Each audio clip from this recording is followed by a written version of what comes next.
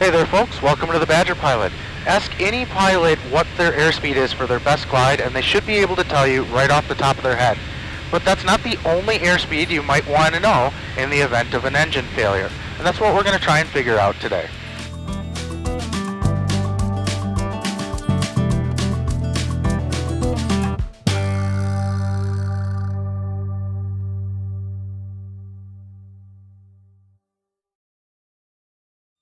One thing that's absolutely ingrained into every pilot is what airspeed you should pitch for if you lose your engine. Now obviously this isn't a single engine aircraft, it's the only engine you have, and it's the first thing you do in your ABC checklist, best airspeed.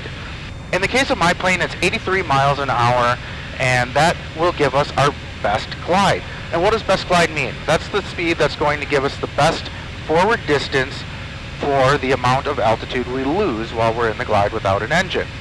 But there's another airspeed that's not really talked about. It's certainly not published in the POH for my plane, but that's your minimum sink speed. So that's what we're going to play around with today, see if we can't figure out what the minimum sink speed is for my particular airplane.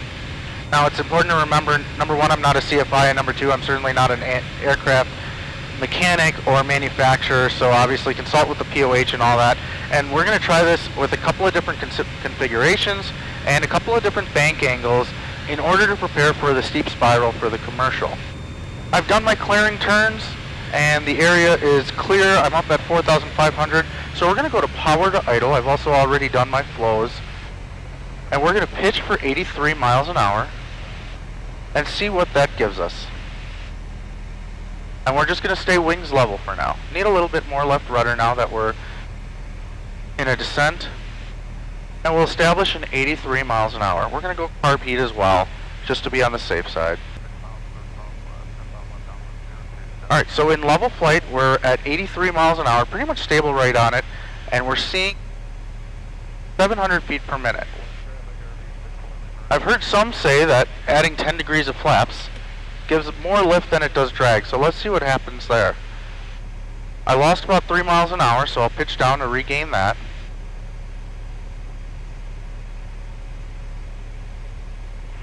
And in this case, my descent rate at 83 miles an hour with the flaps 10 is actually increasing to about 900 feet per minute.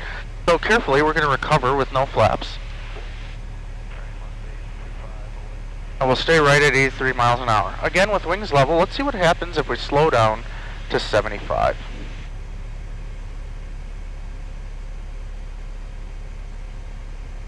Again, keeping wings level here, we're right around 75 miles an hour.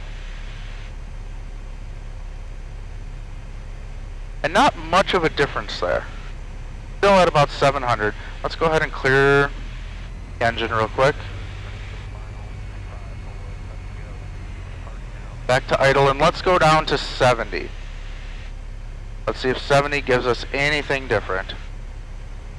As I start getting into 70, we really only gain a little bit. Let's go ahead and recover.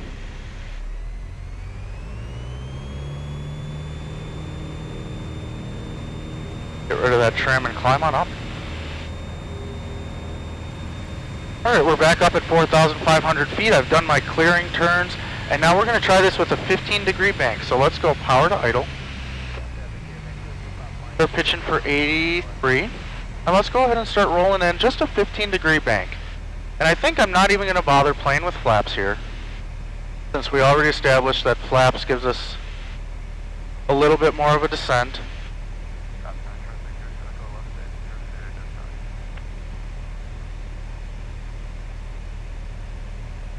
We're expecting a little bit more of a descent rate here, as we're seeing 900 feet a minute, because some of our vertical lift is now horizontal as we're in a bank. So what happens? We're at 8 to 900 at 83. What if we slow it down to 75, and I'm not going to go any slower than 75? Does that give us any noticeable difference?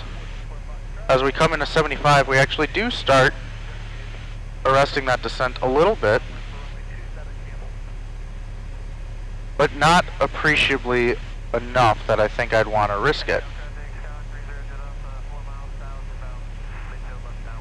Alright, let's accelerate back to 83, put in a 30-degree bank, see what that does. We're at 3,500, we're plenty good on that. And a 30-degree bank or so gives us almost 1,000. If we slow it down to 75, how do we even feel about that? Yeah, and even slowing down, we're getting down to about 1,000 or so. So I think I'm content with this experiment that, at least in the case of my aircraft, Dust Glide is also going to be our minimum sink. So let's go ahead and head back out to the north. Carb heat can come off, start increasing power.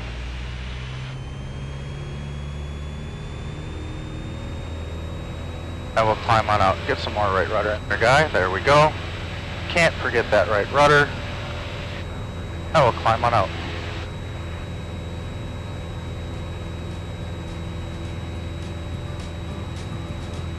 Alright, so as I climb out, I think we determined that this was a successful failure in that really the airspeed that's going to give me the minimum descent rate is also my best glide. So 83 is what I'm going to stick with.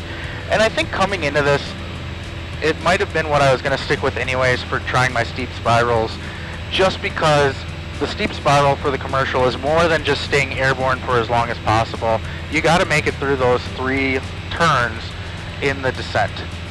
So having a good forward speed in addition to staying airborne is critical for that.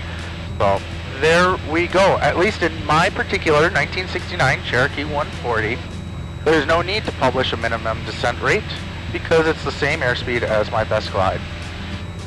If you've got any input on this, if you've played around with this, then let me know in the comments what you've done and what you've found with those results.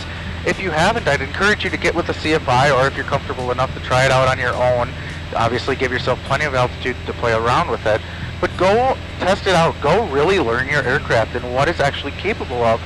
And I don't mean violate the POH or do anything unsafe, but go learn the plane that you're flying, especially if you own your aircraft, and learn the full envelope of how it can be flown.